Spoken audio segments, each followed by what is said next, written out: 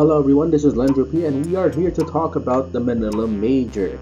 For those of you who don't exactly know what that is, it's a huge Dota tournament that's handled by Valve and it has about a $3 million prize pool, so you get lots of international teams coming in all over the world to just determine who's the best and of course take home the bacon.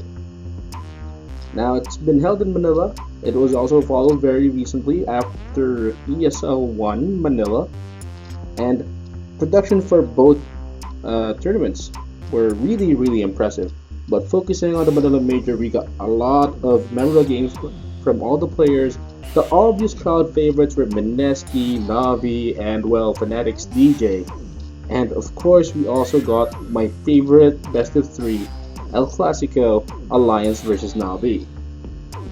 But not only the teams were the ones that did well, there was also the production itself. PGL did a great job of listening to the feedback of their audience both online and on the floor itself. They were making these adjustments to make the event easier for at least production team to be able to do their job, especially for the broadcasters. They were trying to protect the broadcasters a bit because we were spamming too many Twitch meme signs behind the casters. That's what it looked like at least. And they even held this cosplay competition that blew a lot of people away. Hodor opened the door to the grand final. It was unreal. And finally, the Manila Major wrap, which was the most pleasant surprise that PGL gave us. Of course, it's not a 100% perfect event. There were some problems and snags here and there. But in the end, people were able to do their jobs, people were able to do their games, and the audience was able to enjoy themselves. So, it being Sam Praises, yes, I would say that it's a fair assessment that it's a really great event. And of course, the crowd that supported the entire thing happening. I did not expect to see an, stadium, the Mall of Asia Arena, there you go, to be almost full with simply Dota fans, or at least people that were interested in the event. It was, I wasn't expecting it to be that full, honestly. So with all of that happening, where do we think the Manila Major will be taking esports in the very near future in PH? What it was able to do is prove that the audience exists, and it's going to be growing because of the media coverage it's getting lately. A lot of blogs, a lot of online sources, and to top it all off, TV coverage, national TV coverage. What that means is that more brands will take notice, more companies will take notice, and they'll want to have a piece of that audience that's paying attention to them. Tech audiences, gaming audiences, or people that are interested in the new thing. And with that, you're going to get more people willing to invest, hopefully, and that would also mean that the professions coming out of esports would be more viable. Broadcasters, production managers, production staff, players, all those, they might actually start receiving some sort of basic. Well, not everybody gets it, but some people do, right? And you'll also get a more respectable view on the profession. People will actually they might actually consider it as a real profession. So it's a good direction for us to go in. The event is proven. We might get more of them actually, especially with the crowd. The crowd was just happy to have it, and they just kept giving energy. And that's exactly what organizers want to be able to demonstrate, right? But if the esports industry wants to be more respected and recognized by the peers around it and the other industries around it, it's going to have to do a few more things. And what are those things, right? So for starters, it has to stop depending on super huge prize pools. I mean, check out the NBA, check out golf maybe, or other sports. We don't have to be just like them. However, they don't really talk about the money all the time, right? They're more focused on seeing how they perform well.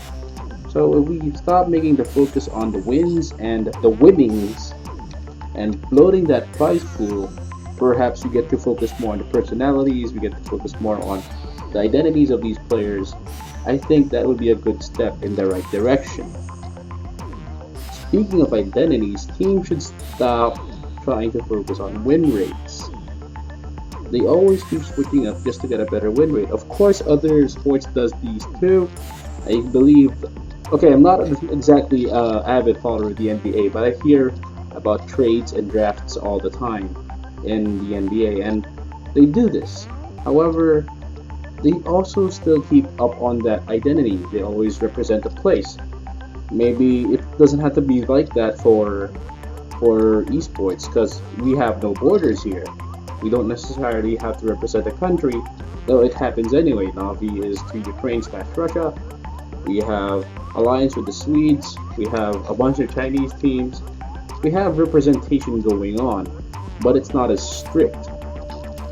Maybe we can be more identified with personalities or maybe playstyles. Alliance always love to be the rat Dota. Navi will always come up with his crazy play, which is why we love seeing them fight. Secret seems to be the type that comes up with crazy drafts or crazy builds. Thank you, Eternal Envy. We have to start building our own identities apart from being just good players or just having great win rates for this year or the next year, that kind of thing.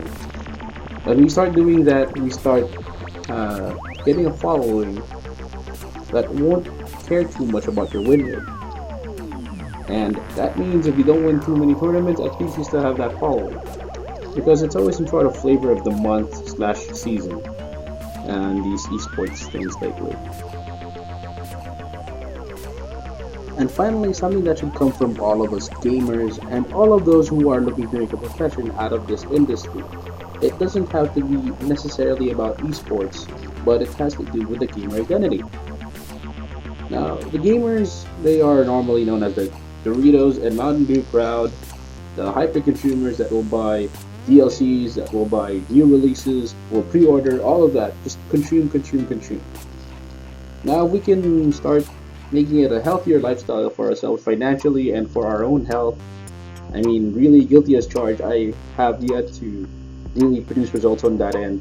But if we can change that and show that we can be more responsible with ourselves, I think the society will be able to view gamers a little bit more positively. It's not going to be an instant in like it's a change in a month. It'll probably take a few years to dispel the whole bad taste. And we're also growing up as a generation who grew with the NES, the Super NES, all that.